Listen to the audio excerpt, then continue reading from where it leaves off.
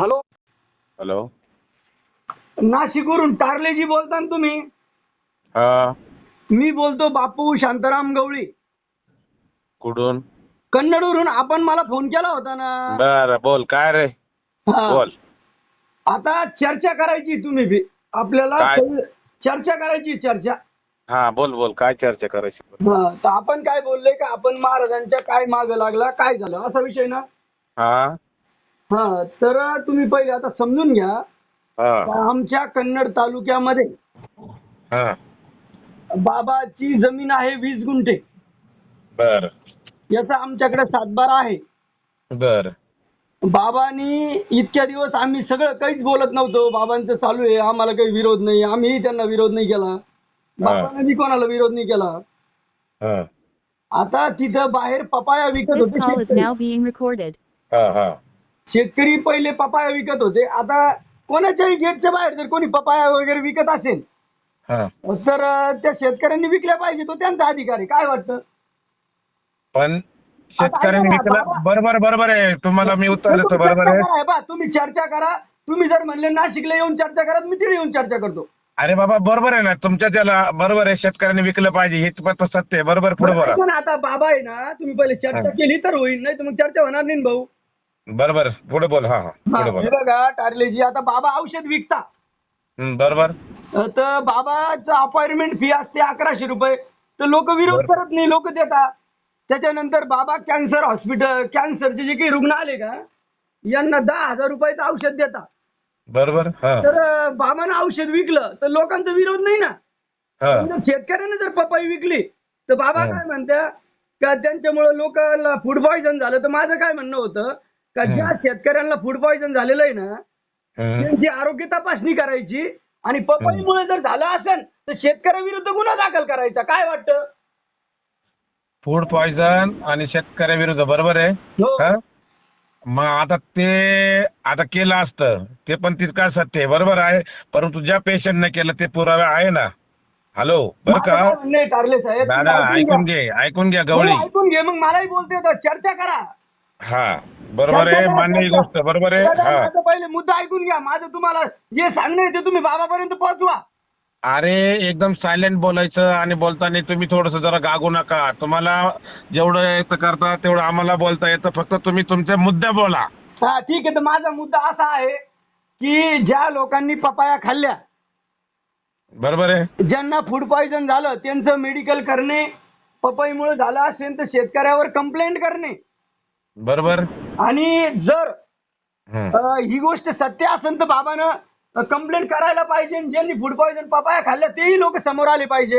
एक बरोबर आहे. दुसरा मुद्दा असा आहे का बाबाचे जो काही इतिहास आहे बाबाचं उधूड म्हणून गाव आहे चांदवडमध्ये. बरोबर. हा. तिथून बाबा जनार्दन स्वामी यांचं जे आश्रम आहे शांतिगिरी महाराज ते तिथं आले. हं. बरोबर आहे का? हं. आणि त्याच्यानंतर तिथून बाबा याला गेले आपलं मोठा महादेव आपलं पिनाकेश्वर मंदिर. बरोबर. हा. तिथून सुद्धा बाबा मग जुनं पाण्याला गेले हं. आणि जुनं पाण्याच्या नंतर इथल्याच लोकांनी बाबाला आणलं ना. चव्हाण कंपनी आमची. चव्हाणांनी बरोबर. त्यांना मदत केली. त्यांना बरं एक मिनिट आता तुम्ही एवढं याच्यावरती मी उत्तर देतो तुम्ही बोला मला. हा. तर मग गंगेला एक मिनिट केलं ना. ऐकून घ्या थांबा थोडेसे. हा बोला. मी आता याचं उत्तर देतो. संन्याशाला गाव नसतं मुद्दा. हा एक दुसरा गंगेला जसं माहिती नसतं ना कुठं बरं का ज्याप्रमाणे संन्याशाला त्याचं गाव माहित नसतं कुठं राहायचं काय. बरं मुद्दा साधू दुसरा. संतांनी बरं का? करावा का तिथल्या खाली जनतेला विरोध करावा? अरे मी काय बोलतो तुम्ही तेवढं ऐका ना. मुद्दा बाबा हा सगळ्यांचा संत हे सगळ्यांचे काय असतात सगळ्यांची माऊली असते आणि केवळ सुखाचे पाखरे यांना काही घेणं नसतं. लक्षात ठेवा तुम्हाला मुद्दा. बरं आता मी जनार्दन स्वामीचा एक तुम्हाला विषय सांगतो.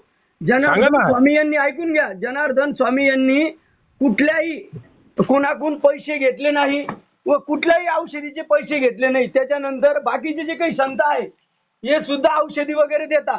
त्यांनी या जनसेवेसाठी स्वतःचा देह वाहून घेतला.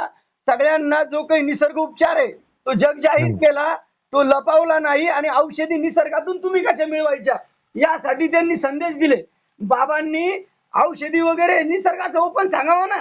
या औषधीपासून आहे, या झाडपाल्यापासून आहे, तुम्ही तसे घ्या, तुम्ही बरे व्हा. मी काय म्हणतो, अरे बाबा, हॅलो तुम्ही अनुष्ठान हॅलो, तुम्हाला काय प्रॉब्लेम आहे का? स्वतःला काय अडचण आहे का? तुम्हाला स्वतः कॅन्सर झालेला आहे का? तुम्ही आजारी आहे का? तर त्याचा फुकट खर्च मी करतो, नंतर सांगा ना तुम्ही मला. मग माझं आणि काय आहे? आजकाल आहे ना, बाबांच्या बाबांनी काळातलं सांगतो मी तुम्हाला. बाबांनी तुम्ही थोडं ऐका हो, थोडंसं तुमचं फार ऐकलं मी, जरा ऐकत ना. हॅलो, हं. तुम्ही जे बोलता ते बरोबर आहे, परंतु ज्या गोष्टी आता पूर्वी कसं होतं, पूर्वी हे सगळं हाताने केलं जात होतं. आता मशिनरी, हे कुठलीही गोष्ट आणायची असली त्याला ट्रान्सपोर्ट खर्च जास्त येतो, सगळ्या गोष्टी येत्या. पूर्वी कसं होतं, फुकटमध्ये होतं. आपल्या तिथे त्या डोंगराला सुद्धा वनस्पत्या होत्या, बरोबर आहे. हं. आता कसं आहे, ह्याच वनस्पत्या लांबून येत्या भाऊ. अरे असं नाही चालत त्या माझं काय गोष्टी. म्हणणं आहे, हे बघा, बाबांनी बघा जे काही आहे ना, लोक हे बघा, जनार्दन स्वामीच्या शिष्यांचं जे काही काम होतं हे आम्हाला माहिती आहे. जपानुष्ठान करणे, पारायण करणे व अध्यात्माचा वारसा चालवणे. बाबांनी काय केलं का, जे काही आहे 2019 पासून, कोरोना पासून आहे ना, तर लोकांची चिकित्सा करणं चालू केलं. अहो भाऊ, मला एक सांगा ना, तुमचं मेन मुद्द्यावर यावं तुम्ही, ऐका ना. हॅलो, अरे बाबा हो, माझं काय म्हणणं आहे, संन्यासी माणसांनी जनसेवा करावी, लाखो हजारो रुग्णांना मोफत मध्ये औषध द्यावं आणि मोफत मध्ये बाबाला खुद दान करेन ना. फक्त दान करेन बरोबर ना. आहे ना, ऐका ना, दान करील ना. तुमच्या गावातून बाबांनी अतिरिक्त केलं का? कोणाकडून पैसे घेतले का? हो, अनेक लोकांकडून घेतले ना. आणा ना महापुढं ते. हो, बाबांनी आमच्या तिथलं सरपंच आहे. एक मिनिट, तुम्हाला मी बोलतो, ज्या पेशंटनं पैसे घेतले किंवा एवढी फी घेतली, कोणाची कंप्लेंट आहे का तुमच्याकडं? हो, अनेक लोकांचे आहे. अनेक नाही, तुम्ही तर हवेत बोलू नका. ज्याचं असेल ना, ऐका, हॅलो, 50 ऐका. नावं देतो. 50 जणांची नावं देता ना, लिस्ट टाका मला व्हॉट्सअपला. माझा नंबर घ्या. हॅलो, 9923000022. मी त्यांचे पैसे परत करतो. बरं, मला एक सांगा, मी स्वतः पैसे परत करतो, हे लक्षात ठेवा. हवेत बोलायचं नाही. घेऊ नये ना, जनकल्याण मोफत करा. अरे मी काय म्हणतो, ऐका ना, मी उद्या कोणालाही ऑथराईज असते, कोणालाही बी अधिकार आहे, तो अधिकार आहे. तो तुम्ही सुद्धा उद्या जर काही जर टाकलं ना, तर त्याला आम्ही सुद्धा अडवू येऊ शकत नाही, गव्हर्नमेंट सुद्धा अडवू येऊ शकत नाहीये. भाऊया, तू नीट समजून घे. बापू भाई, हो बापू भाऊ, नीट समजून घ्या काही गोष्टी. तुम्ही हे बघा, मी तुमचं ऐकतो. 5 मिनिटं तुम्ही माझं ऐका. 100% ऐकतो ना. बाबांनी फॉरेस्टची गट क्रमांक 17 जो काही आहे ना, हा वन विभाग व तिथं वन गायरान ही शासनाची कन्नड तालुक्याची जमीन आहे. बरोबर. बाबांनी आपलं वास्तव्य वगैरे, आश्रम वगैरे बांधलेला आहे.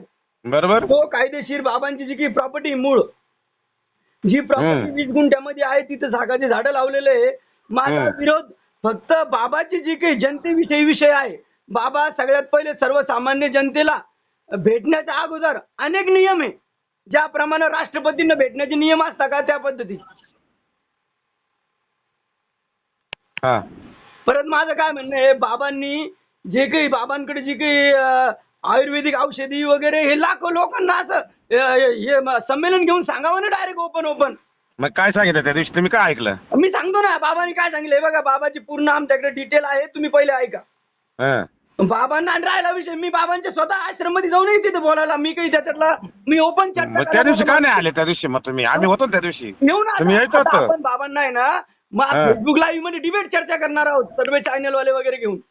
अरे फेसबुक ऐकून घ्या. हॅलो, मी काय म्हणतो, तुमचे जे काय कोणी तक्रारी असतील ना, बरं का, आपण 1 to 1 समोर बसू आणि काय असेल ना, तर पण विथ पुरावा आणायचं. माझं काय म्हणणं, तुम्ही तुमचं समर्थन आहे का बाबांनी पैसे घेतले पाहिजे या विषयाला? बाबाने पैसे घ्यायचा का नाही घ्यायचा, मला एक सांगा. एकच उदाहरण देतो. मला समजा माझ्या आईचा त्रास होता, माझ्या आईला, बरोबर आहे. माझ्या आईची संदेश पाटलांकडे एवढी मोठी ट्रीटमेंट चालू होती. मी माझ्या आईला तिथं झोळी करून आणली होती, माझ्या आईला स्वतःला, बरोबर आहे. आणि जर मी तिथं झोळी करून आणले, जर संदेश पाटलाकडे 80,000 रुपये खर्च झाला, तर माझे 10,000 रुपये गेले आणि माझी आई टनाटन आहे. आज कुठे कार्यक्रम जाऊन राहिली. तुमची परिस्थिती होती, तुम्ही दिले.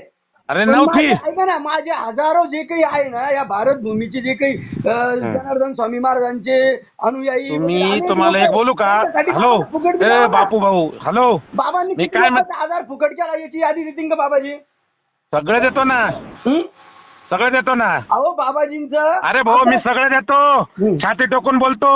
बोला. हो, छाती टोकून सांगतो का, गॅरंटीनं सांगतो का, बाबांनी जेवढ्याला दिलं ना, सगळ्याचं आम्ही देऊ. अरे किती केलं? जो माणूस टॅक्स भरतो ना, जो माणूस हा जनतेसमोर येतो, असं नाही बोलायचं सुपारी मंत्री काम करायचं नाही. माझं काय म्हणणं आहे, बाबाजींनी किती लोकांचे मोफतमध्ये इलाज केले याची यादी देता का? हा देतो. ठीक आहे. आणि बाबाजींनी किती लोकांकडून पैसे घेतले मी याची यादी देतो. हो द्या. तुम्ही असं हवेत बोलायचं नाही, हो, डायरेक्ट चालेल, स्पष्ट चालेल. तुम्हाला बोलायचं. यादीसाठी परत फोन करतो. हो बिंदास करायचं. आणि हॅलो बरं का, हम्म. तुम्ही जे एवढे कामाला लागले एवढे करताना सुपारी घेऊन करू नका. साधूचा हे बघा, शाप शब्द नीट एक वापरा. ऐकून. हॅलो.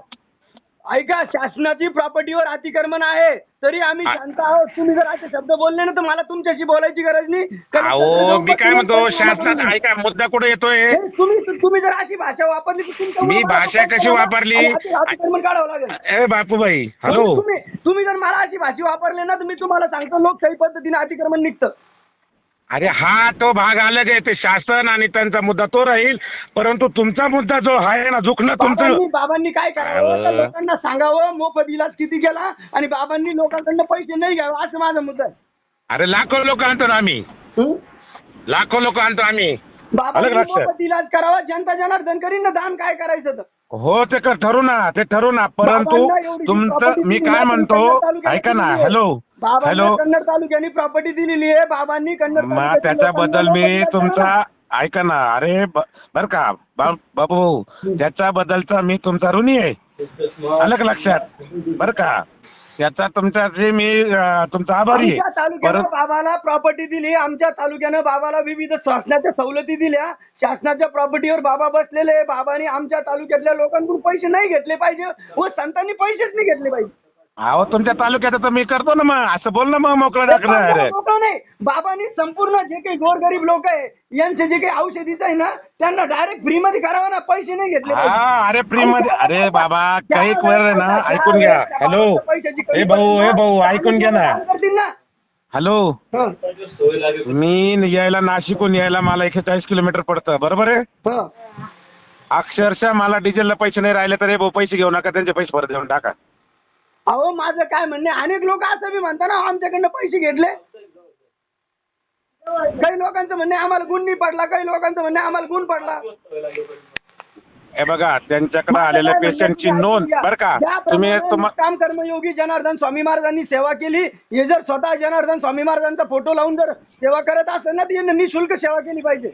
भाऊ मी 1986 झाला तर जनार्दन बाबांचा शिष्य आहे. मग माझं 24 काय म्हणणं, यांनी करावं माझे ना, 24 मोफतमध्ये सेवा करावी. अहो हळू बोल ना, हळू बोल ना. मग माझं काय म्हणणं, जनार्दन स्वामी महाराजांनी पैसे घेतले कोणाकडनं? जनार्दन स्वामींनी दान घेतलं, दानाचं सुद्धा सगळंच हे केलं, डेव्हलप केलं. माझं काय म्हणणं आहे, दुःखी माणसाला मोफत सेवा बाबाजीने द्यावी. हा केले. बाबांचा काळ वेगळा होता, मी अजूनच सांगू राहिलो.